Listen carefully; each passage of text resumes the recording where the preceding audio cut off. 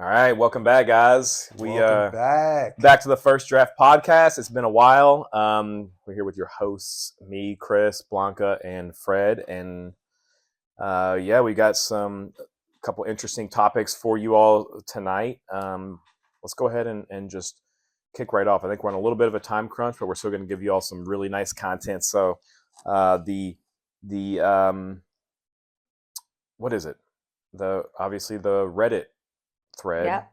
Am I the a-hole? We've got a fun one. It's always me. Like that's my inside joke. All right. Nice. Go All ahead. right, let me go ahead. So the title is My Girlfriend Uses ChatGPT Every Time We Have a Disagreement. AITA, am I the a-hole for saying she needs to stop? I'm 25 years old and my girlfriend is 28. We have been dating for the past 8 months. We've had a couple of big arguments and some smaller disagreements recently. Each time we argue, my girlfriend will go away and discuss the argument with ChatGPT, even though doing so in the same room sometimes. Whenever she does this, she'll then come back with a well-constructed argument, breaking down everything I said or did during our argument. I've explained to her that I don't like her doing so, as it can feel like I'm being ambushed with thoughts and opinions from a robot. It's nearly impossible for a human being to remember every small detail and break it down bit by bit, but AI has no issue doing so. Whenever I've voiced my upset, I've been told that ChatGPT says you're insecure, or quote unquote, ChatGPT says you don't have the emotional bandwidth to understand what I'm saying. That's crazy. My big issue is it's her formulating the prompts. So if she explains that I'm in the wrong, it's going to agree without me having a chance to explain things. Did that make sense? My big issue is it's her formulating the prompts. So if she explains that I'm in the wrong, it's going to agree without me having a chance to explain things. Am I the ass for asking her to stop using ChatGPT in this context? So a little context for this. This was went viral on Twitter. That's where we pulled it from. How long ago? Within the past week. Okay, cool. Yeah, within the past week, and so everyone's been weighing in on it. So you may have seen this before if you're on Twitter or the website formerly known as Twitter, rather X. X. Yeah. So yeah, I should have added that in the beginning, but yeah, what do you guys? Well, first of all, I do want to say, if I may, that these are the signs of the time. We're talking like where he's saying that each time we argue, my girlfriend will go away and discuss the argument with ChatGPT, even doing so in the same room sometimes. Like, ChatGPT is not a person, but it's a good resource, right? Like discussing it with ChatGPT. It's just crazy that we are, living in these times. And when did AI really start taking over? This year, or the latter part of last year? I want to say the latter part of last year, but it's been a year, right? And it's already infiltrating into our lives like quickly. And I just think that's so funny that he's like, she'll go away and discuss this with ChatGPT. Like, just that phrase right there is mind-blowing to me. It's insane. He's not saying she goes away and discusses this with her mom. Right, that's what I was thinking. Her sister, or her friend group. He's like, she goes away, and he says sometimes she even is discussing with ChatGPT in the same room, like next to me. Like, it blows my mind. That Did you say the ages of the people? He said he's 25, I think, and she's 28. Yeah. So is that Gen Z? No, that's Gen Y, right? Is that?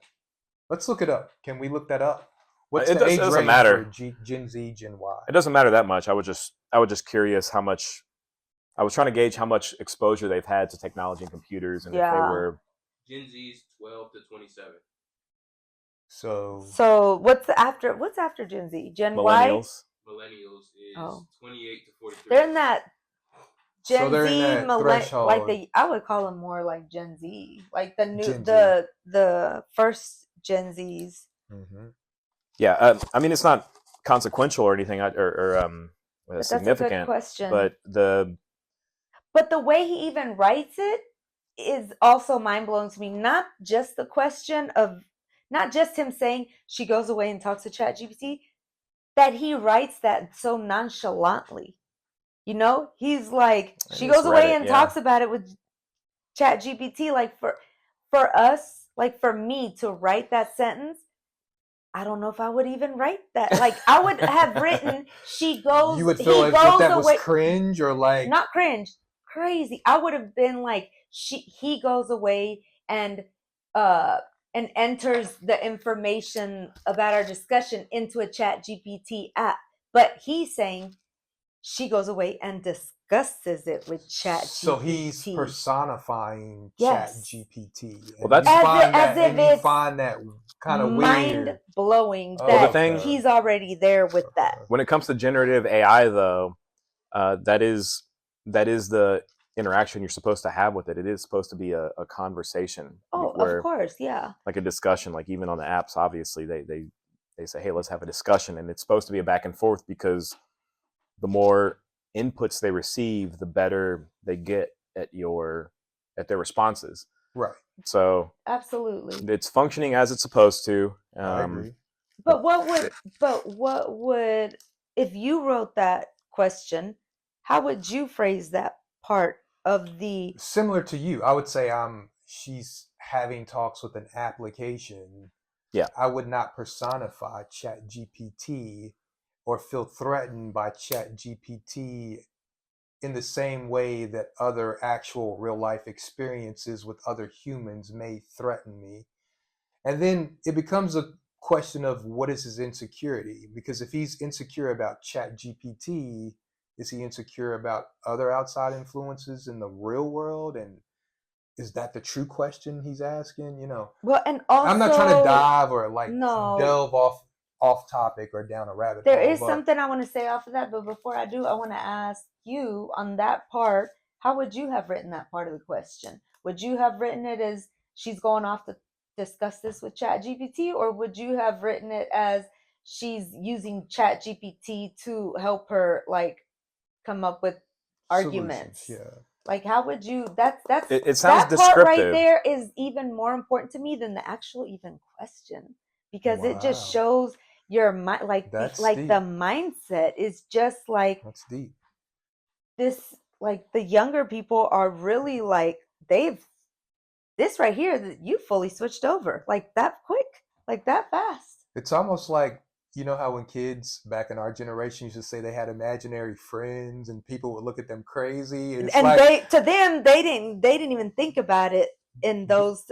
It was what it was. but now we can do that digitally with ChatGPT, Yeah. and the younger generation are like, well, this is my confidant, this is my They're not even trying advisor, to this is hide my it. consigliere, this is my, you know, it's So I how never would thought you about it how like would you that. have That's written deep. that part of it? Well, it sounds descriptive, so it sounds like he's just describing the situation. If she indeed did go and discuss this But would with you have said ChatGPT, discuss this or use ChatGPT? he's actually being pretty precise here, because I forget that He's that generation. I always forget that when you interact with ChatGPT and AI, it is a discussion, and that's how it's encouraged to be used. Let me I ask. probably would have said use, just because You would have. just because I would have been typing it out quickly. But that's actually more precise, because when you do use it, you are discussing things with ChatGPT. True. Yeah. And I guess I'm not asking. It's a conversational. It's a conversation, it is, yeah. but I'm not asking about that part, because Aspect. I would have had a converse. Like if you're using ChatGPT, you have a conversation. My question is, he's writing it in the way that he's framing it in his mind. So how would you have written it? If you would have written it as she's using ChatGPT, right? Then that shows me how you're framing ChatGPT in your mind. But Right. for him to say she's discussing it, he's not making a jump at all from like No. it's a software to like, okay, let's talk about it in as like in his mind, it's as close to almost another. He's classifying it as another person, basically. Yes. Yeah. There's no jump for Yeah, me. that There's is- a jump. That is a like, feature. I have to That is make artificial intelligence. I mean, intellectual. it is supposed to be a collective or a conglomerate of persons. I mean, it's it's all of human knowledge. It's not all of human. I mean, it is. I know what you're It's saying. proper to be seen as like a, not as an individual, but as a conscience. Not as a conscience. What's the right word I'm looking for? But we know that. Like, the thing is conscious that is kind of correct. it is. Like, it should be treated as a person for. But I'm not talking about ethically, but It I'm talking doesn't have about emotions, when it comes to. and it's not No. able to draw conclusions from emotions because it Right. doesn't have emotions in the first place. So right? what should It'll have? tell you that. Like if you try Oh to say, yeah. if you try to ask AI, "Hey, are you sad today?" It'll tell you, "I don't have emotions. I don't know what you Right, mean." right, I of don't- course. You know, the whole. So this is where I think they probably could have used a personalized chatbot. So he says this is with ChatGPT. Obviously, we've talked about all the different kind of versions of the AI. I would have liked to have, because this is a moral question, like you said, and they probably It should could have. be. They probably should have, if they had. It depends what they're, like we talked about. I can't remember. It was in a previous episode, but it depends on what your relationship morals and ethics are. I bet if they were Christians or something like that, if they had all of the corpus of Christian literature into a chatbot, maybe that wouldn't be a bad thing if you consulted that. Like, hey, I think you can tweak it. what is the proper to get that? You know, Like you hey, can ask it what from is- a particular perception point or a particular yeah. vein of philosophy or religion. You know, Mhm. I think that would be maybe pretty helpful, but I don't know if they just consulted with the generic AI, because it shows the sources it pulls from at the bottom, at but least they may on not mine, be depending. Christian. So Right. So it's like, where is the AI actually getting the relationship guidance from, and what sources, and what is their That's a fair, valid kind of point. worldview? probably Because you'll get, depending what kind of sources, what kind of, psychology and- right. So that's and psychology has its own myriad of denominations, shall we say. I agree. Schools of thought. Schools of thought. Really, Yeah. it's the philosophy behind it. That's the True. main thing. It's Mhm. like, what is your school of thought behind your Right. advice? Now, I do think that's something that comes into play is he's 25 and she's 28.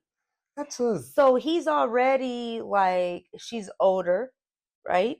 Doesn't mean she's wiser or smarter, but it could that could be assumed or that could be by a dynamic. him or implied by her, or that could be a factor in the dynamics of their relationship. mhm. So he's already okay, she's an older woman, right?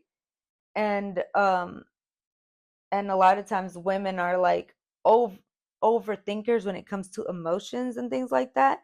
So he's already okay, she's overthinking this a lot, and now she's having help overthinking this, and now she's coming to me with well thought out arguments with this overthought, and I'm just feeling like I'm just like a deer in the headlights because she's practiced her overthinking, she's thought of it, she's formulated it, and I'm over here what do I do with this? She's super prepared, ready to give her thesis on this, and I'm over here I thought it was over. It's not that, or even if it is that serious, it just,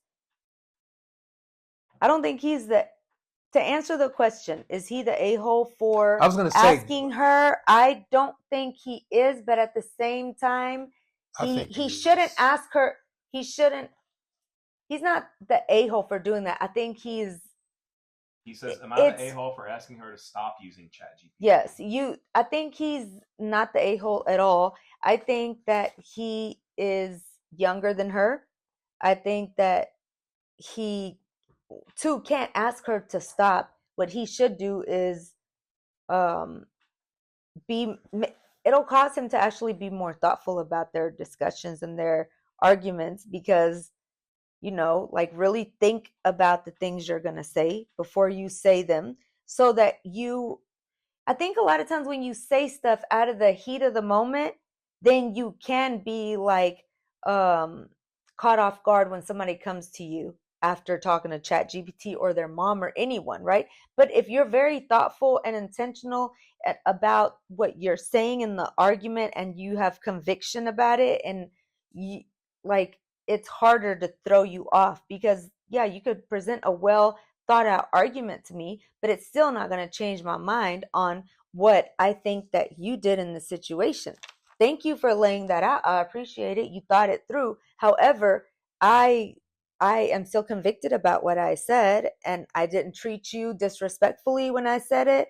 I didn't yell at you. These are still my opinions, and they're standing. That's They're good. not changing, That's good. So I think that's where he needs to be. Is this should challenge him to just truly think about his the words he uses, the way he says things, the things that he says, and be not more thoughtful, because he might be very thoughtful already. Right. Just to be thoughtful about the things that he says and to analyze the things that he believes. I don't know what they're arguing about. If they're arguing about, maybe he was, let's say it's something that he may kind of be in the wrong, like he's a little jealous, like overly jealous, because it's okay to be jealous.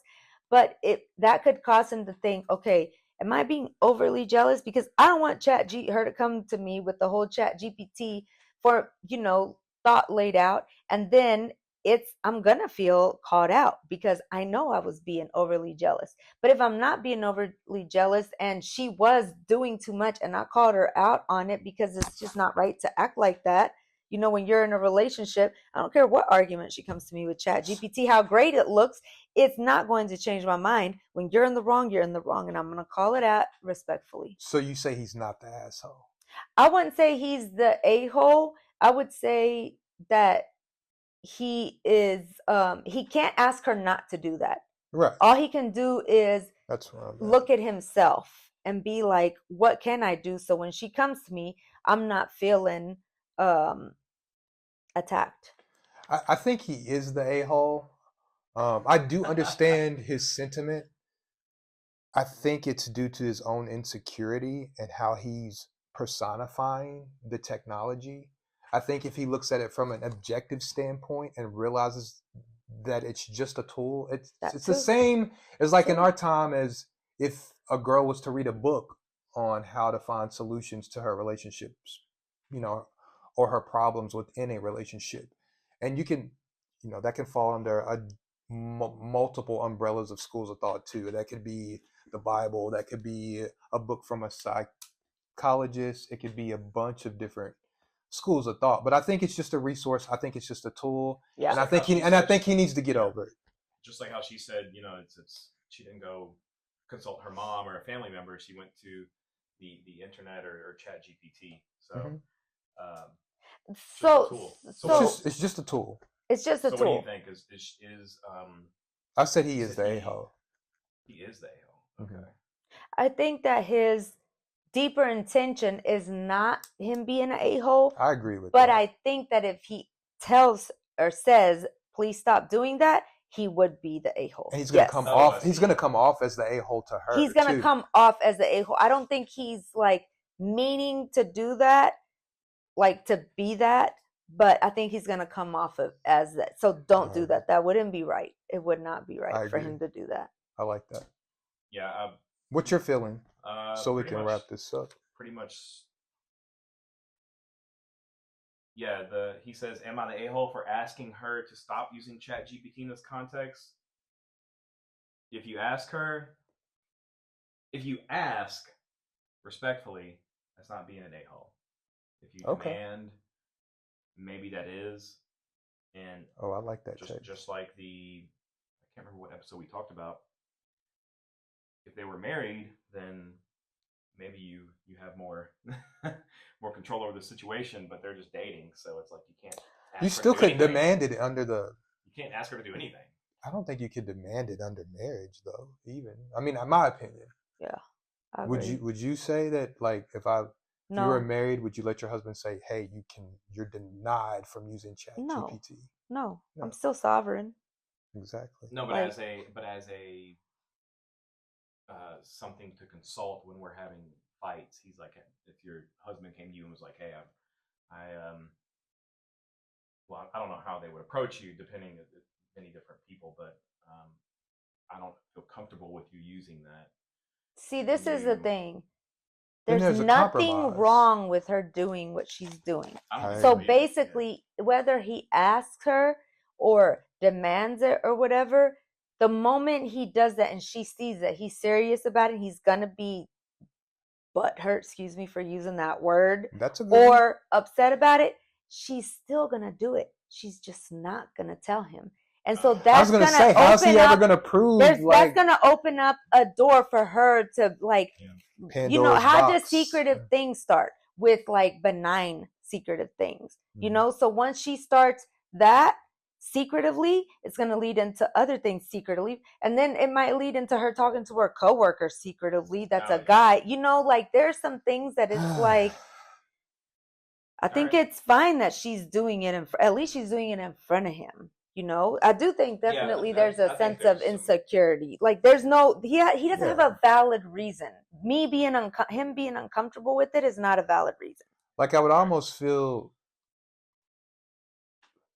more justified in the direction of the relationship. I'm placing myself in his in his shoes, so to say. I would feel, I don't know, almost validated by the fact that she's using a tool to help our relationship, and she's doing it in front of me. Yeah. It's not under, it's not in a secretive way. Yeah. It's not clandestine. Yeah. It's not behind the walls Yeah. or under the radar. Exactly. And Like if I would like that would say, well, dang, at least my girl trusts me enough to show me that she's using a tool in front of me to help us. Like, exactly. Like you should. That might be a green flag, as we were I talking think it's about a earlier. green flag, yeah. Right. And if he's saying, well, she's entering the prompt so she can get the response she wants, well, you know what? She's doing it in front of you. I 99% think that she would be open to you being like, okay, ask ChatGPT, ask it this way. If he gets involved, she'd be like, all right, let me ask it this way. Because for her to do it in front of him, she's inviting him to be a part of that process. But instead, all he can think about is, I can't believe she's doing this, and he's getting mad about it. Instead of her, like him being like, okay, well, but ask it this way. And then they can both have a discussion with ChatGPT at that point, This is an interesting topic. I like And I'm this. glad it made it stoked a lot of strong feelings on Twitter. So wish we had time that we should have read some I don't know. Welcome back, guys. Welcome back to the First Draft Podcast. Yes. We're going to be exploring a topic that we've been discussing off camera amongst ourselves for quite a while, and we may actually go into this in a future episode more in depth. I'm sure you've seen this on your feed. If you're on X or TikTok or whatever, prominent figures have brought this up, is the birth rates or fertility rates for this country specifically. Something I've been wanting to explore for a while.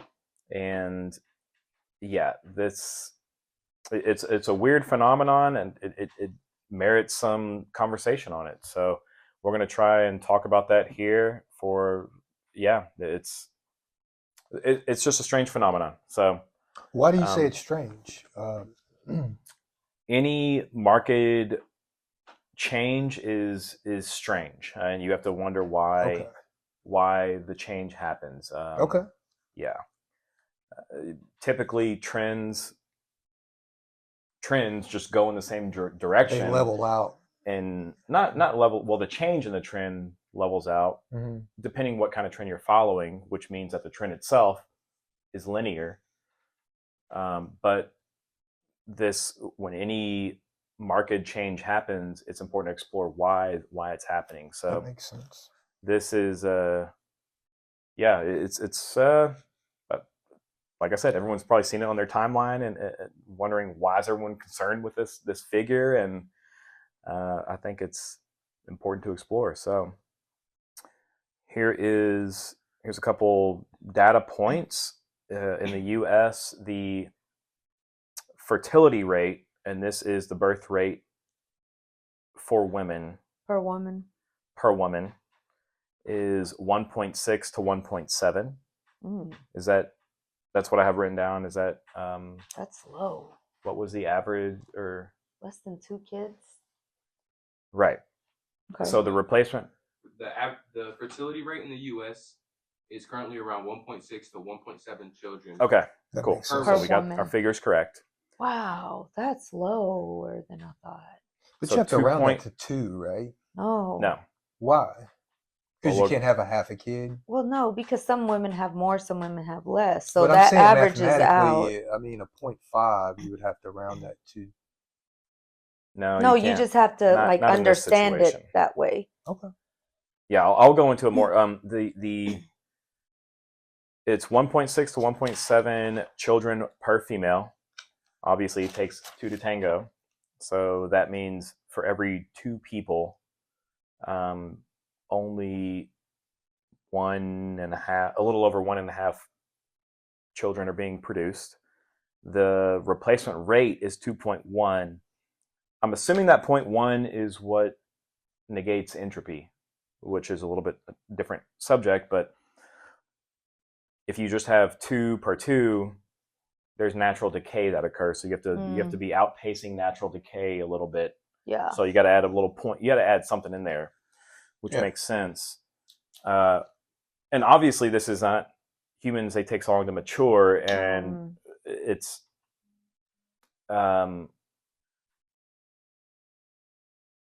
it doesn't really. You're not going to see the effects of this tomorrow, but it's something that is pertains to our future. So in 100 years from now, I think I think in like 30 years from now. Probably in about 50 years, it's going to be, society will be radically changed, not only by this, but by other things too. It's worth exploring why it's going on. And yeah, that's what we're going to delve into for this particular segment. Interesting. Yeah. Do you guys want to add anything to that? Yeah, I'm gonna. I had some stats here if you all wanted me to add to it. Sure. Well, what's your opinion about it? Do you think it's a good thing for society? Do you think it's a bad thing? Do you think it could be relegated to your position in life? You know, like should younger women have more children versus people that are more mature, such as me and you? Or like, how do you feel about that? Well, as far as how I feel about those numbers, I think that It's scary to you? no, not just to me, like society will collapse. You cannot have 1.6 to 1.7 as the fertility rate and expect to be around in 100 years. The US as we know it will collapse. You have to have the younger coming in to not just replace the older, but to also take care of them, you know? Can't put every single elderly person in a nursing home necessarily, you know? Right. So yeah, I'm not sure. Basically, if the replacement rate is 2.1, anything below it will lead to the collapse of the society. Over time. But I don't think it's 100 years. I think it's a lot less than that. I think it's probably in the next 1.5 generations, because there does come a point where you can't outpace the collapse. You can't start having, even if everyone starts having 6 kids, it's too late. There comes a point where you can't track it back. Like there will be a substantial collapse regardless of what we do. And I don't know what that pace is, but I don't see it slowing down. And that's what I think is scary, because I know a lot of people that have made the decision to not have any kids. And it's becoming more the norm, and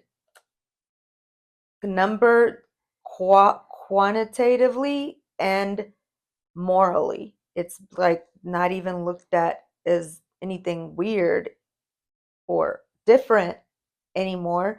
And to a certain extent, I think that I'm not saying we should shame people for deciding not to have kids, but we should, if we're not asking the questions of why to each individual, because that would be shaming someone, we should be asking it on a macro questioning it, so that when people are tuning in to YouTube or to the news or whatever, Mhm. they can see that, their decisions are and will affect the population moving forward.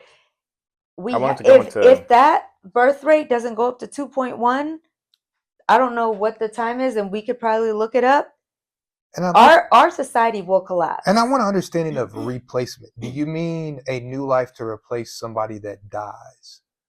Because the problem is, in my opinion, when we discuss this topic, especially from a more conservative standpoint, like I know that sometimes they take the position of, let's go back in time to the baby boomer generation, or even before then, where people just had multiple kids. But I think that was a solution to the problem of lifespan. People didn't live as long as we live now. And so I'd like to look at the perception of this problem through the lens of our lifespan. So when you say replace, I don't know, maybe this is something he can look up. Replace what? The people that die off? So you're telling me that there's not enough people to replace the people that have Correct. died off? Correct. Is that what you're saying? That are dying. Correct. Okay. Yes. So you have more people. You have more I can people. look up more info. Actually, it hasn't. The peak hasn't happened yet. I can't recall the death rate versus the birth rate, but the rates of those change. The rates of those changes are changing themselves, and in the near future, if everything stays the same, you're going to see more people dying and not enough people replacing. It's already happening in other countries. Here we go. I looked it up. When a country's fertility rate falls below the replacement level, the population ages and shrinks, which can have several consequences. Population decline: a generation doesn't produce enough children to replace itself, which leads to a population decline. Strained government budgets: a shrinking population can strain government budgets. I guess that is at the bottom. I want to know the definition of replacement level. A shrinking population can slow economic growth. A shrinking population can lead to a decline in the labor force. A shrinking working age population relative to older retired individuals can strain programs like Social Security and Medicare. The replacement level is the number of births needed to maintain a population, accounting for deaths, moving, and other reasons. In developed countries, and it also accounts for moving, though, right? Out of the country. Out of the country. In developed countries, the replacement level is typically around 2.1 children per woman. However, countries with high infant and child mortality rates may need a higher average number. Yep, that makes sense. Some nations with something to help reduce fertility. Yeah. Oh, I wanted to add to the reasons why it's purported that people are not having as many kids. One is careers. People are prioritizing careers. People claim that the cost of raising a child is too high. I was going to say economics. The time spent on them, I guess, the time investment is too high, and then I guess strain on marriage, which has all these other things kind of tied into it. But yeah, that's. It does seem troubling that, like I said, nothing we'll probably see in our lifetimes that will affect us too much. But our kids would see the effects of this at some point. Now, I've heard countering narratives which suggest that AI would be able to do all of the physical work of what these people provide, I suppose, which is interesting, I guess. Like if you had automated assistants performing all these tasks, then you don't need that population.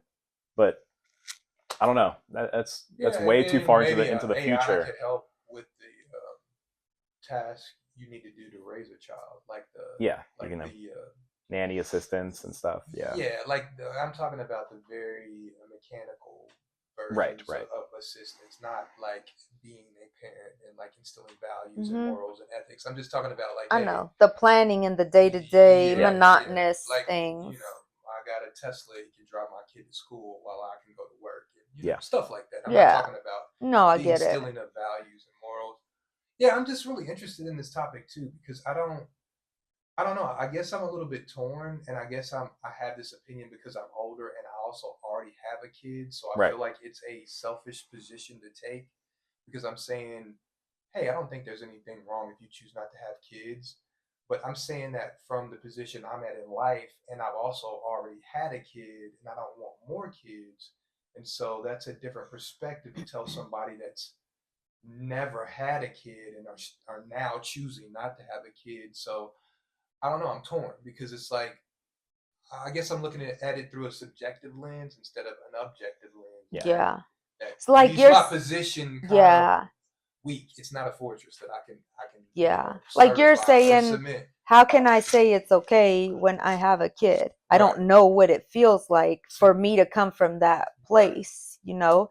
And it does I say, don't think it's a bad thing morally or ethically. yeah. Because like we've discussed, I mean, it's not a crime. camera, Right. like there is a philosophy called antinatalism, which suggests that having more kids or bringing people into the world creates more suffering. So I think that's something that should be discussed.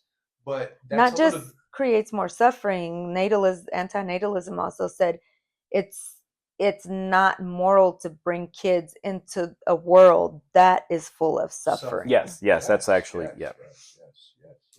So so by nature, bringing more kids into the world, you're it's amplify the suffering because you're just perpetuating. That's pretty much suffering. what they say. Yeah. You're just perpetuating suffering.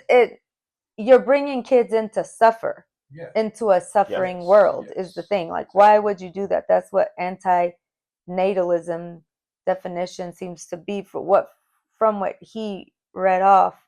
But to me, I guess I wish I would have had more kids, you know, and I have one amazing kid, you know, and I'm so happy.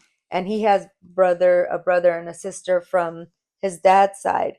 So that he doesn't, I didn't take away him being a brother or a sister. Thank God he has a brother and a sister and he can be a brother there.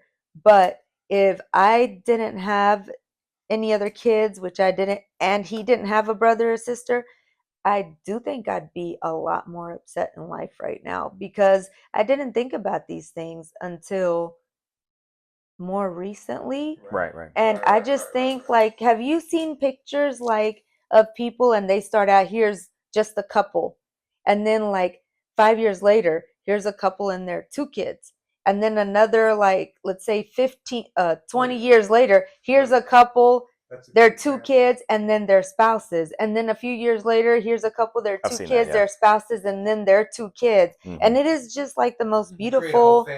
It's a whole beautiful thing to see. Like, we were walking with my mom and me and her three grandkids recently, and they were in the front. I was talking to her, and so proudly, she's like, this whole line came from me, you know? And I looked, and it's like so true, and it's such a beautiful thing to see, you know? And ultimately, yes, I have friends and coworkers that have chosen not to have kids, and I think that they're totally okay with this decision right now. Right now. Right now, they're okay with this decision.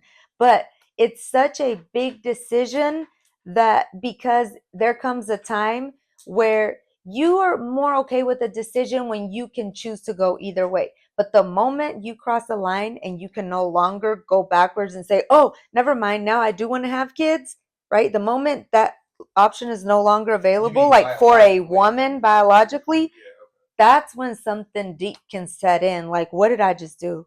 What did I do? You know, that's the moment where, you know, we keep growing in life and changing. And it's a final decision is what I'm saying. It's okay to make that decision when you're 25, 26, 27, 28, maybe 29, 30, 31. Maybe it's not even ideal, but you still have the decision, like you still have the capability, assuming biologically and all that, everything's okay, that you can like go back on that decision.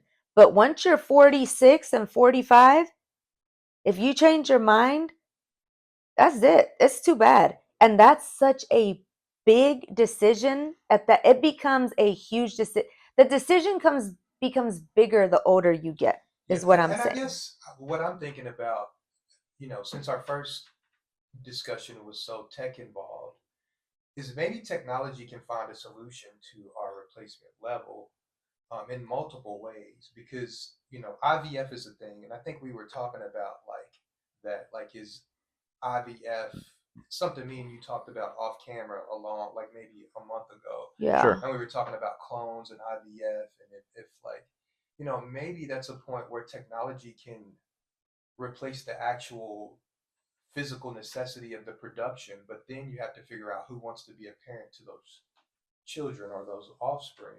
But What there do you are mean? people. Because the people themselves are the parents, Well, the ones who sometimes people decide like to. that. Have you seen that dude? I don't know his name. You may have to look him up, Calvin. There's a dude that's on Vlad right now that did an interview where he donated to sperm banks, and purportedly has like 100 children or something.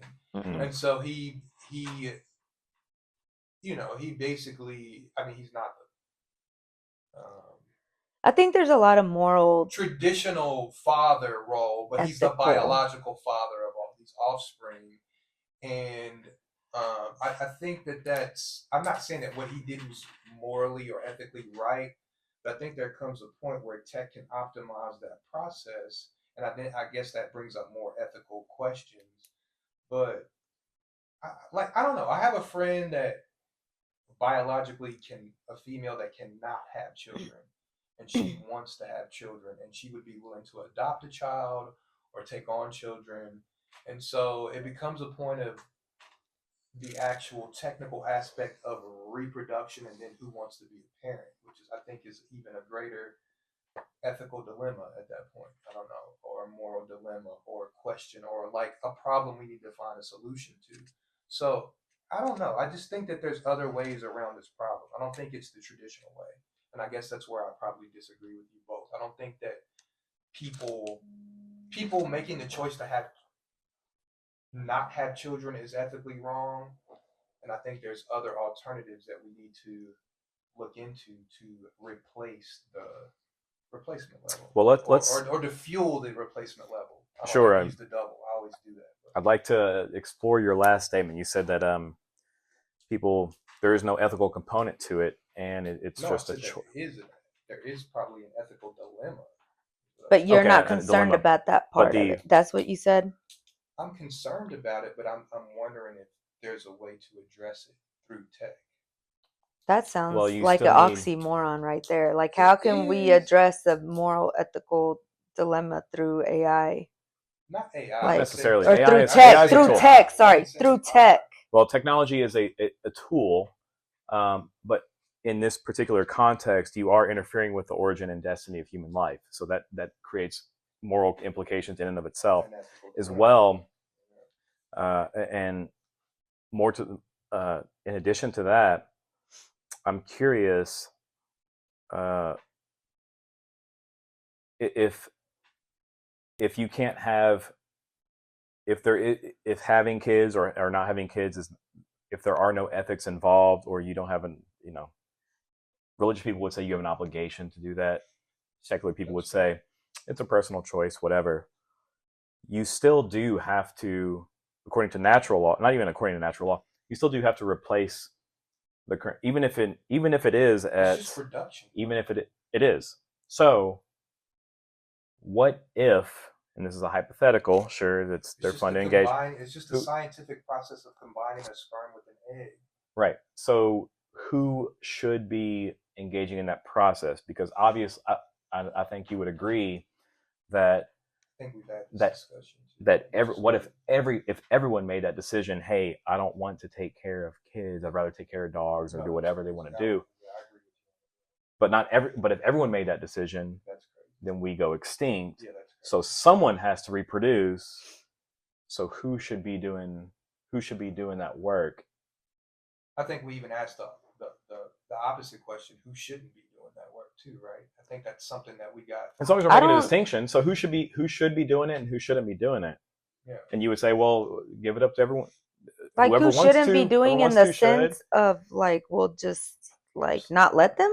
No, not let like. Is there any situation where two parents or two potential parents should not have a kid? You That ever is think a about totally that? different topic, Oh, though. I know, but Yeah. I mean, you have. I don't want to even think about in those terms. Like, It's well, just- for this topic, or I don't know, I would have to Okay. think about that just because that reminds me so much of like censoring and stuff.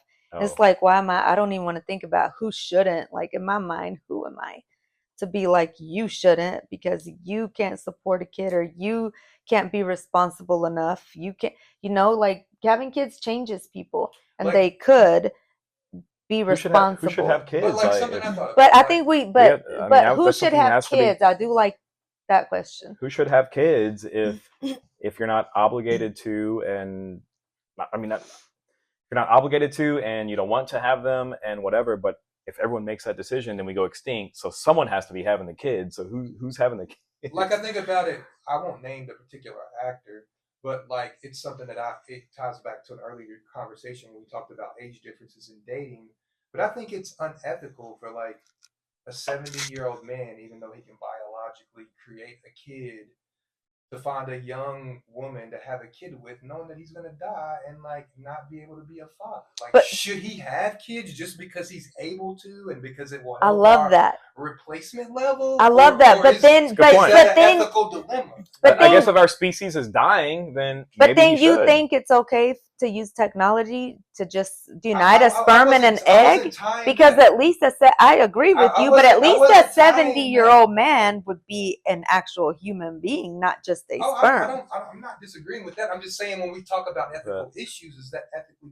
But like, first, should no. he- But did you should ask he- that should he same question reproduce? about what you said Or about should he not? using technology to solve the replacement thing? I did. I'm just saying that could be an alternative solution. But how- I'm not saying that could be the. But end how all, could be that all. even be an I alternative don't think that should be the solution? end all be all. No, my question is, how It could should that supplement even? the process? It just should be. It an should? angle. But it's if you think a 70-year-old having a child with a 35-year-old, which I don't disagree with you when he's at the end, towards the end of his life, is wrong. How is it even conceivable to think about using technology to join a sperm and an egg to make a human even a possibility in your mind, which seems so much more unethical? I don't disagree, but like if you have genuine parents that are looking to adopt and would take on that offspring and give it a better life potentially than what may have occurred naturally, like I don't have a problem. I'm not with talking that. about adoption. I'm talking about Well, somebody where has you to be a said the parent. IVF. You said the Yeah, well, IVF. somebody has to take on that Okay, offspring and right, be parents, right? right. I'm not just saying like But you're- just create a bunch of people and just let them sit. In No, the I jail know you're cell not saying and that. unleash them when we need them to a workforce and communism or some BS like that. I'm saying like people that don't want to be parents can participate and provide the elements to reproduce and then hand it over to. But that's parents available that- right now with IVF. It's just so expensive. Yeah, but There you are have to a lot of check that ethical, the cost of that would to be me, crazy. ethical situations with the IVF because you're a lot of times a lot of the issues I'm seeing is you're creating like a whole embryo, what is it, zygote, embryo, whatever, in these little petri dishes, and you're freezing them, and then you're inserting 14 of them in you so you can have one, and then once you have your one, let's say a couple is good, they're like, well, I don't want the other 15 that are on ice. It's like, well, but other 15 Correct. have Yeah. already had the spark of life. Yeah. Like I don't pretend as a Yeah, it's Christian to be able to make a non-Christian person understand how wrong that is. In my point of view, I'm not going to force my point of view down someone's throat, but I think that is a really big ethical dilemma. It's akin to abortion because a lot of times, like, there are other couples that can come in and decide to purchase or whatever, take on those fertilize eggs, but not always. Sometimes, a lot of times, I'm sure they're discarded, right? Yeah. I bring up that point to say there are ethical dilemmas with IVF and the way it's done. And the thing that I think that I would challenge my fellow Christians is, if you are going to have IVF, don't get every one of those embryos implanted in you. Be responsible at least with that. And if that scares you, then have less of them fertilized. Don't leave any on the table, because if you think abortion is wrong, then you have to think that's wrong. They're That's another still conversation. fertilized. IVF is wrong. I think IVF, if you're leaving a bunch of fertilized eggs behind, is wrong. But you don't think the process itself is wrong? I don't necessarily. If you biologically, like if you're a woman that can't have a child. No, I don't necessarily think that's wrong. I know there are people that think the whole IVF industry is wrong, and that might be because it's plagued with a lot of like unregulated things like that, but if you really think about it, you got a bunch of like, preborns on ice, and then you're like, what do we do with them? Throw them away. It's like, what? So that's a conversation I actually do want a table for another day. It is, I mean, it's huge, but we have, yeah. Let me say, let's wrap up. To revisit this topic. I said that at the beginning. Yeah, it's so multifaceted. It is. Yeah, it leads to a bunch of different roads to. Let me say this statistics I wrote down in 2018. 37% of 18 to 49-year-olds said it's not too likely or not at all likely that they would have children. In 2021, 44% of 18 to 49-year-olds are saying it's not too likely or not at all likely that they would have children. So that's a 15% increase. No, 37 to 44. 37%. And then that's 44. Crazy. That's a 7% increase. So no. That's actually a increase. Oh, is that 37%? 37. That's 37. Now it's 44, and that was 3 years ago. So in 3 years, it's more than a 7% increase. 37 to 44? Yeah, but you're doing what? It's more. Just continue. No, tell me how. Tell me how. We're not gonna. Yeah, it's 37%, and then it was 44%. You have to do 7 divided. Well, it doesn't matter. Just continue. Okay. Yes. So in 2018, 37% said they don't see themselves having kids. 3 years later, 44%. I see what you're saying, because they're still in the same group.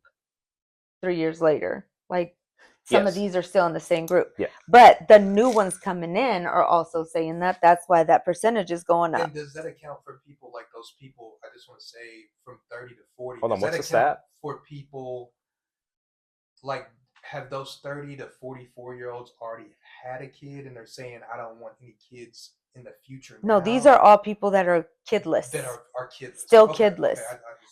I want to see this statistic 3 years later from here, saying in 2024, and maybe that'll be available in 2025. But if that goes up another 7% or 3%, I mean, that's going to be scary, like more and more. Yeah, I have encourage people to have more kids. Or do we come up with Yes, but we're going to have to explore it on another episode because that's, yeah, it's going to be a huge. I mean, how do you convince people to a part 2 of the topic? We could. I think so. Yeah. That allows us to also do more research. Yeah. This is a great topic. It is. And I want to end it with this. If we are created beings and put here on this earth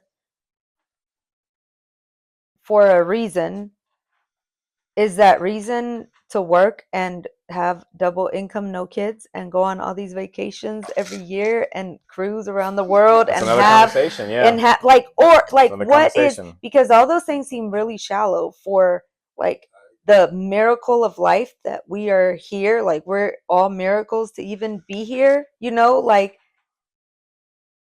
what is the most meaningful thing anyone can have in life? And it's their children.